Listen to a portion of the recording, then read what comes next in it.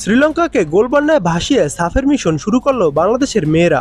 দেখুন, সাফ অনূর্ধ্ব-20 নারী চ্যাম্পিয়নশিপের শুরুতেই দাপট দেখালো বাংলাদেশ।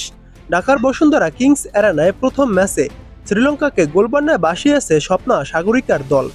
৯-১ গোলের দৃষ্টিনন্দন জয়ে হ্যাট্রিক করেছেন মোসাম্মদ সাগরিকা। এরপর বাংলাদেশ খেলবে নেপালের বিপক্ষে। সেই ম্যাচের সময়সূচি এবং ম্যাচটি কিভাবে লাইভ দেখবেন সেসব ভিডিও আসবে আমার টাইমস ওয়ান ফুটবল চ্যানেলে। তাই এখনই আপনারা সেই চ্যানেলটি সাবস্ক্রাইব করে দিন পরবর্তী ম্যাচের ভিডিও পেতে। এদিন এশিয়ান কাপ বাসে 23 জনের 8 জনকেই শুরুর একাদশে রাখেন কোচ পিটার বাটলার। এতে শুরুর বাসি বাজতে আক্রমণাত্মক রূপে দেখা যায় স্বাগতিক দলকে। খেলার দ্বিতীয় মিনিটে ফ্রিকিক থেকে গোল করে দলকে এগিয়ে দেন মিডফিল্ডার স্বপ্না রানী। মাত্র 3 মিনিট পর ব্যবধান দ্বিগুণ করেন মুনকি আক্তার। শুরু থেকেই বিপর্যস্ত শ্রীলঙ্কান রক্ষণকে কিছুতেই থামাতে পারেনি বাংলাদেশের গতিময় আক্রমণ। 15 ও 19তম মিনিটে গোলের সুবর্ণ সুযোগ হাতছাড়া করলেও 37তম মিনিটে ঠিকই স্কোরশিটে নাম তোলেন সাগরিকা। সিনহা জাহানের ক্রস থেকে আলতো ছোঁয়ায় বল জালে জড়ান এই নাম্বার 10। প্রথমার্ধে আরও দুটি গোল পেলেও অফসাইডের কারণে সেগুলো বাতিল হয়।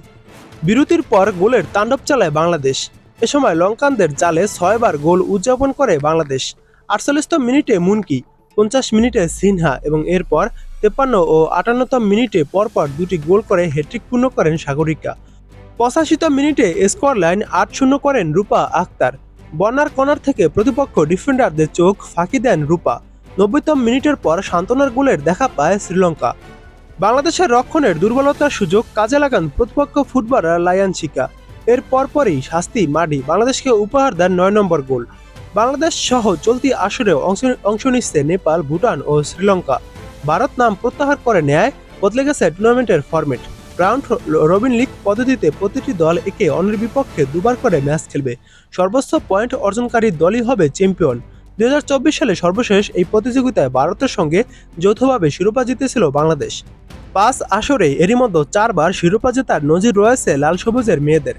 আগামী 13 জুলাই নেপালের বিপক্ষে মাঠে নামবে বাংলাদেশ। এরপর 15 ও 17 জুলাই ভুটানের বিপক্ষে দুটি ম্যাচ খেলবে তারা। 19 জুলাই দ্বিতীয়বার শ্রীলঙ্কার মুখোমুখি হবে আইফেদার দল। আর 21 জুলাই টুর্নামেন্টের শেষ ম্যাচে আবারও প্রতিপক্ষ নেপাল।